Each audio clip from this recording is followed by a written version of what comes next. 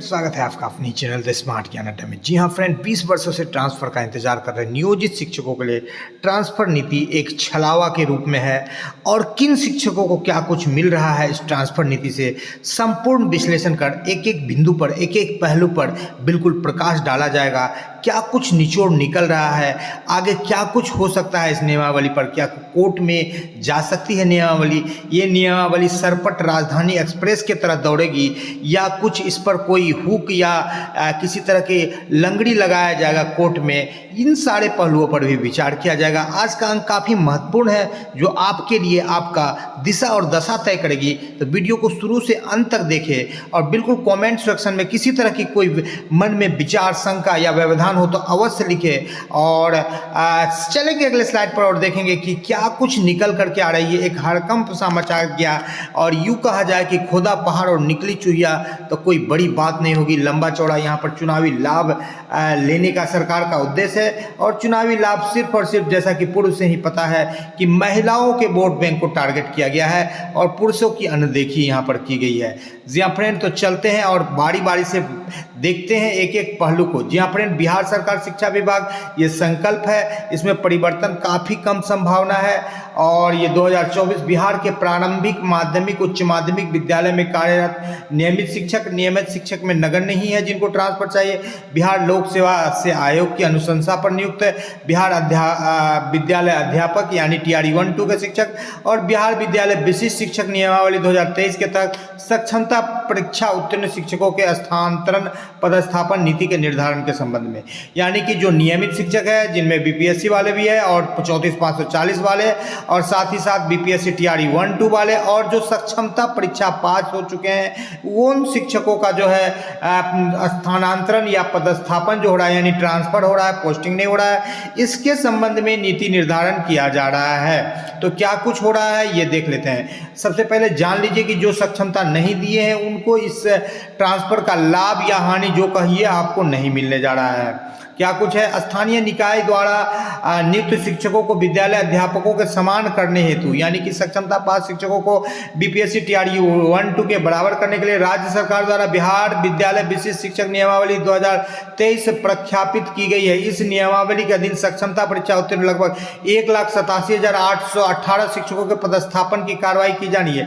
साथ ही विभिन्न कोटियों के शिक्षकों के पदस्थापन स्थानांतरण के संबंध में हितवर्ग शिक्षक शिक्षिकाओं, विभिन्न शिक्षक संगठनों एवं विभिन्न स्तर के जनप्रतिनिधियों द्वारा मांग पत्र एवं सुझाव विभाग को प्राप्त होते रहे। दूसरी ओर विद्यालय अध्यापकों के रैंडमाइजेशन पद्धति द्वारा पदस्थापन किए जाने के कारण राज्य के विभिन्न विद्यालयों में विषय विसंगति, प्रतिकूल शिक्षक छात्र अनुपात एवं महिला शिक्षिकाओं का इच्छित पदस्थापन नहीं होने के कारण उनके आवागमन एवं आवासीय कठिनाई को ध्यान में रखते हुए शिक्षकों के पदस्थापन एवं स्थानांतरण को एक तार्किक स्वरूप देने हेतु आवश्यकता विभाग स्तर पर महसूस की गई। उपर्युक्त संदर्भ में संयोग विचारों उपरांत शिक्षकों के स्थानांतरण पदस्थापन नीति निम्नवत निर्धारित की गई है।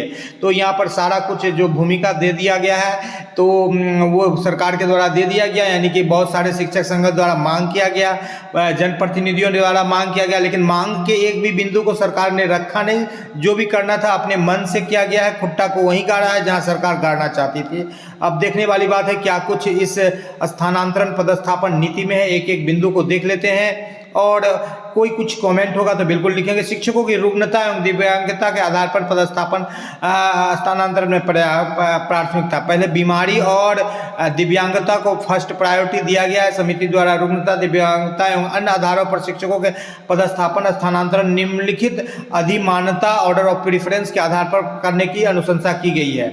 असाध्य रोग के श्रेणी में कैंसर को रखा गया है, किडनी से संबंधित रोग, किडनी ट्रांसप्लांट या डायलिसिस, हृदय रोग को रखा है, जो जन्मजात हृदय रोग है, बाईपास सर्जरी है, वाल्व रिप्लेसमेंट है, स्टेंट लगाना है, ब्रेन हेमरेज या पैरालिसिस है, लीवर सिरोसिस को भी रखा गया है या लीवर ट्रांसप्लांट से संबंधित है। इसमें से आप हैं या आपके बच्चे हैं या पति पत्नी दोनों हैं तो इनका जो ट्रांसफर है विकल्प के आधार पर पंचायत, नगर निकाय, प्रखंड, अनुमंडल, जिला में स्वयं के गृह पंचायत या नगर निकाय या पत्नी के गृह पंचायत, नगर निकाय वर्तमान पदस्थापन के नगर पंचायत को छोड़ करके, यानी जहाँ है वहाँ नहीं होगा, आपके पति पत्नी वाले पंचायत में नहीं होगा, अलग पंचायत में आपका हो सकता है जो आप विकल्प देंगे।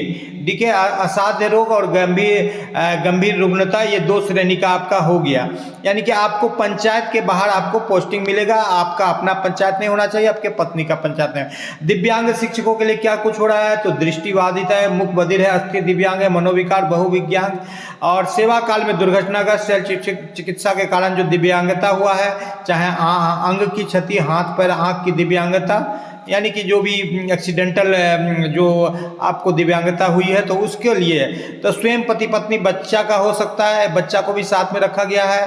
विकल्प के पंचायत नगर निकाय प्रखंड अनुमंडल जिला में जहां पर का आप विकल्प देंगे वहां स्वयं के गृह पंचायत नगर पंचायत, पत्नी के गृह पंचायत नगर पंचायत, वर्तमान पदस्थापन के पंचायत नगर निकाय को छोड़ करके, यानी कि सेम कैटेगरी लागू किया गया है जो असाध्य लोग के लिए किया गया। वही इसमें मानसिक दिव्यांगता ऑटिज्म को भी रखा गया, विविध प्रकार के ऑटिज्म, मस्तिष्क पक्षाघात, सेरेब्रल पैल्सी एवं अन्य गंभीर मानसिक दिव्यांगता को भी इसी श्रेणी में रखा गया है। 4 नंबर कैटेगरी में आते हैं। अब देख लेते हैं कि विधवा एवं परित्यक्त शिक्षिका, ये 5वें नंबर में रखा गया है। सभी विधवा एवं परित्यक्त शिक्षिका के लिए विकल्प के आधार पर नगर निकाय नगर पंचायत स्वयं के जो है पंचायत को छोड़ करके, या उनका तो पति होगा ही नहीं जो, या पदस्थापन पंचायत को छोड़ करके जहां है वहां उसको छोड़ करके और अपना स्वयं को छोड़ करके, यानी कि आउट ऑफ पंचायत। शिक्षिका के पति के पदस्थापन के आधार, पति के पदस्थापन स्थान के आधार पर, विकल्प के आधार पर पंचायत नगर निकाय प्रखंड अनुमंडल जिला में स्वयं के पंचायत नगर निकाय,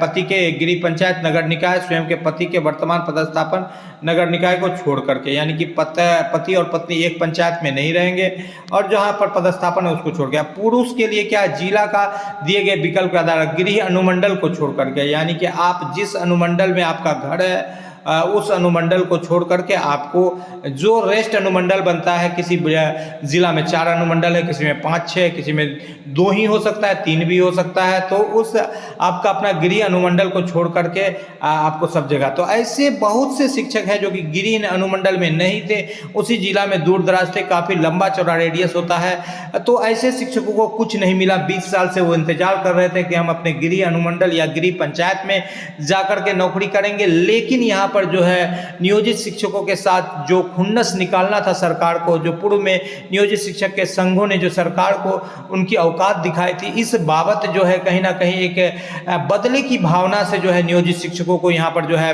खास करके पुरुष शिक्षकों को जो है गृह अनुमंडल नहीं दिया गया, जबकि 20 वर्ष से शिक्षक जो है अपने गृह अनुमंडल में जाने का इंतजार कर रहे हैं, उनको नहीं दिया गया है। तो दिव्यांगता प्रमाण पत्र जो है सिविल सर्जन लेवल से जारी होगा। स्थानांतरण और पदस्थापन के समान निर्देश में आप देख लीजिए, यहाँ पर जो है शिक्षा विभाग के अधीन विद्यालय में विहित वेतनमान में, यानी कि नियमित और 34,540 स्थानीय निकाय द्वारा नियुक्त शिक्षक, यानी कि इसमें जो है सक्षमता पास शिक्षक आएंगे, और बीपीएससी द्वारा नियुक्त एवं कार्यरत शिक्षक, स्थानीय निकाय द्वारा नियुक्त शिक्षक, यहाँ पर तो ये समझ में नहीं आ रहा है क्योंकि उनको दिया नहीं गया है, जो सक्षमता पास करेंगे उन्हीं को दिया गया। उपरोक्त कंडिका 2 के अनुसार विभिन्न प्रकार के कार्यरत शिक्षकों का अनुपात समेकित रूप से जिला स्तर पर एवं यथासंभव विद्यालय स्तर पर 10-30 एवं 30% सुनिश्चित हो सके, इसे स्थानांतरण एवं पदस्थापन के समय ध्यान रखा जाएगा। यानी कि ये जो शिक्षक का अनुपात है नियमित है 10 के कैटेगरी में रहेंगे, बाद बाकी बीपीएससी और सक्षमता उत्तीर्ण और स्थानीय निकाय के शिक्षक जो है 30-30 रहेंगे, यानी कि प्रतिशत में जो अनुपात रहेगा। यानी कि मान लीजिए 10 शिक्षक हैं कहीं पर, तो 1 शिक्षक नियमित रहेंगे और 3 बीपीएससी रहेंगे, 3 सक्षमता उत्तीर्ण रहेंगे और 3 सक्षमता नहीं देने वाले शिक्षक एक विद्यालय में रखा जाएगा। इस अनुपात में जो है ट्रांसफर को किया जाएगा। ये अनुपात जब गड़बड़ाएगा तो वहां पर आपको ट्रांसफर नहीं मिलेगा उस विद्यालय का, आप यदि ऑप्शन दिए रहेगा। शिक्षकों का पदस्थापन स्थानांतरण कंडिका 1 में वर्णित अधिमानता ऑर्डर प्रीफरेंस के आधार पर होगी, यानी कि सबसे पहले जो है वहां पर किसको प्रीफरेंस मिला गया है, तो दिव्यांग को दिया गया है, असाध्य रोग को दिया गया, विधवा को दिया गया, इसी तरह से करेगा, फिर महिला को दिया गया, लास्ट में पुरुष सबसे कम प्रिय थे। किसी भी विद्यालय में महिला शिक्षकों का पदस्थापन 70% से अधिक नहीं होगी। शहरी निकाय को एक इकाई मानकर स्थानांतरण की जाएगी। शिक्षकों को उनके सेवा काल में प्रत्येक 5 वर्ष पर स्थानांतरण अनिवार्य होगा। यहाँ पर एक बड़ा बात लिखा गया है कि 5 साल में आपको फिर ट्रांसफर मिलेगा। सेवा काल के कंडिका 1 में अंकित रुग्णता एवं दिव्यांगता क्रमांक 1 से लेकर 4 तक के श्रेणी के शिक्षकों का अभ्यावेदन पर विचार करते हैं 5 वर्ष से पहले भी ट्रांसफर हो जाएगा, यानी कि जो दिव्यांग और असाध्य रोग से पीड़ित शिक्षक है उनको 5 साल के अंदर भी मिल जाएगा यदि ट्रांसफर चाहते हैं तो। और यहाँ पर देखो 1 से 4 में संबंधित शिक्षक शिक्षिका का स्वयं रुग्णता दिव्यांगता से ग्रसित होने पर 5 इकाई स्वीकृत मानक बल वाले विद्यालय 1, 10 इकाई स्वीकृत मानक बल वाले विद्यालय 2 एवं 10 इकाई से अधिक मानक स्वीकृत वाले विद्यालय में अधिकतम 3 शिक्षक का पद है। यानी जहाँ पर 5 शिक्षक है वहाँ पर 1 दिव्यांग का पोस्टिंग होगा, जहाँ पर 10 है वहाँ पर 2 दिव्यांग की पोस्टिंग की जाएगी, और जहाँ 10 है वहाँ 2 से अधिक की भी पोस्टिंग की जाएगी। ये अनुपात रहेगा दिव्यांग शिक्षकों के पोस्टिंग को लेकर के। क्लियर हो गया है। आगे चलते हैं। विकल्प प्राप्त होने के उपरांत सर्वप्रथम उपरोक्त खंडिका 1 के अनुसार ऑर्डर ऑफ प्रीफरेंस को ध्यान में रखते हुए वेतनमान युक्त नियमित शिक्षक, जिसमें नियमित पुराने वाले नियमित आएंगे, और बीपीएस और 34,540 सक्षमता उत्तीर्ण शिक्षक 2 नंबर में रखा गया है। फिर टीआरई 1-2 वाले शिक्षक को विकल्प के आधार पर इसी क्रम में अवसर दिए जाएंगे, यानी कि सबसे पहले नियमित को अवसर दिया जाएगा, फिर सक्षमता वाले को अवसर दिया जाएगा, फिर बीपीएससी टीआरई 1-2 को दिया जाएगा। इसी क्रम में वरीयता का भी ध्यान रखा जाएगा, और ये वरीयता का भी क्रम ये वरीयता इसी हिसाब से रखा जाएगा। जिला स्तरीय वरीयता सूची शिक्षक श्रेणीवार होगा। शिक्षकों का स्थानांतरण पदस्थापन का विकल्प प्राप्त किया जाएगा। शिक्षकों को 10 विकल्प देने का अवसर होगा। यहाँ पर 10 विकल्प मांगा जा रहा है, और ये 10 विकल्प आपको अपना पुरुष के लिए होम अनुमंडल छोड़ करके, और महिला और असाध्य रोग से पीड़ित, यानी कि अपना पोस्टिंग वाला पंचायत और अपना पोस्टिंग वाला अपना पति का पंचायत या अपना जो होम पंचायत है उसको छोड़ करके उनको 10 विकल्प देना है, होम पंचायत को छोड़ करके। और जो पुरुष शिक्षक है उनको होम अनुमंडल को छोड़ करके 10 विकल्प देने का। यथासंभव उन्हें निकटतम अनुमंडल या निकटतम जिला में पदस्थापित किया जाएगा। किसी भी तरह के स्थानांतरण पदस्थापन प्रतिनियुक्ति की कार्रवाई सॉफ्टवेयर आधारित एप्लीकेशन के आधार पर ही की जाएगी। रिक्ति की गणना शिक्षा अधिकार अधिनियम छात्र शिक्षक अनुपात आधारभूत संरचना उपलब्धता के आधार पर किया जाएगा। ये सारे तो बेसिक पॉइंट है। प्रथम चरण में सभी प्रकार के शिक्षकों स्थानीय निकाय के शिक्षकों को छोड़ करके स्थानांतरण एवं पदस्थापन मुख्यालय स्तर से की जाएगी, यानी जिला मुख्यालय से होगा, और जो सक्षमता नहीं दी है उनको नहीं इसमें शामिल किया जाएगा। नियमित शिक्षक बीपीएससी टीआरई 1-2 के शिक्षक द्वारा स्थानांतरण पदस्थापन है तो विकल्प नहीं देने की स्थिति में उनके स्थानांतरण पर विचार नहीं किया जाएगा। इसी पॉइंट पर यदि नियोजित शिक्षकों को भी डाल देते तो कई सारे नियोजित शिक्षकों को लाभ हो जाता, लेकिन यहाँ पर सरकार नियोजित शिक्षक को बिल्कुल जो लंबे समय से घर के आसपास है उनको हटाना चाहती है। राज्यकर्मी के विकल्प के आधार पर उनके लिए सांप छुछुंदर का दशा हो गया है। जो दूर दराज के हैं वो तो चले जाएंगे आसपास, लेकिन जो नजदीक वाले हैं उनको कुछ पाने के लिए कुछ खोना पड़ेगा। प्रथम चरण के इस स्थानांतरण पदस्थापन की कार्रवाई में सक्षमता उत्तीर्ण शिक्षकों एवं बीपीएससी टीआरई 1-2 शिक्षकों के लिए राज्य स्तरीय वरीयता के आधार पर भी अवसर प्रदान किए जाएंगे। उपरोक्त खंडिका 2-12 के आलोक में दी गई कार्रवाई के उपरांत भविष्य में जिले के अंदर स्थानांतरण पदस्थापन की कार्रवाई टीआरई आरटीई यानी राइट टू एजुकेशन के मानक के अनुसार छात्र शिक्षक अनुपात एवं विभिन्न श्रेणी के शिक्षकों के मध्य संतुलन को ध्यान में रखते हुए किया जाएगा। जिलाधिकारी ये जो ट्रांसफर होगा उसके लिए उप विकास आयुक्त, जिला शिक्षा पदाधिकारी, जिला कार्यक्रम पदाधिकारी, ये सारे यानी जिला लेवल के पदाधिकारी इनके जो है सदस्यगण रहेंगे। और प्रमंडल है जो स्तर पर भी ट्रांसफर किया जाएगा, जिस पर कि कुछ केस फौजदारी या कुछ आपत्ति विपत्ति है, आरोप है, इस तरह के शिक्षकों का प्रमंडल स्तर पर भी ट्रांसफर किया जाएगा। जी हाँ फ्रेंड, आपको बता दें कि सामान्यतः शिक्षकों की प्रतिनियुक्ति नहीं की जाएगी। अति आवश्यकता होने पर जिला स्थापना समिति द्वारा 3 माह के लिए प्रतिनियुक्ति का आदेश दिया जा सकेगा। इस आदेश के नवीकरण के संबंध में भी समिति निर्णय लेगा।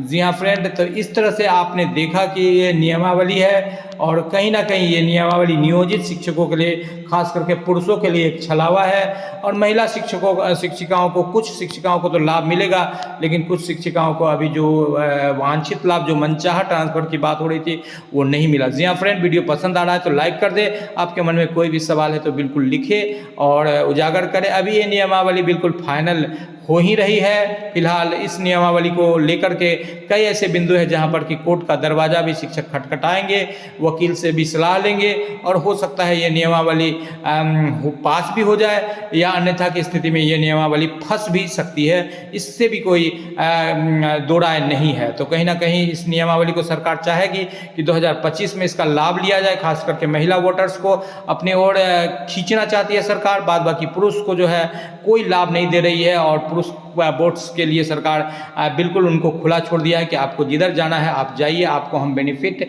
नहीं देने जा रहे हैं। जी हाँ फ्रेंड, वीडियो पसंद आ रहा है तो लाइक कर दे, चैनल पर नए आप तक सब्सक्राइब नहीं किया तो सब्सक्राइब कर दे।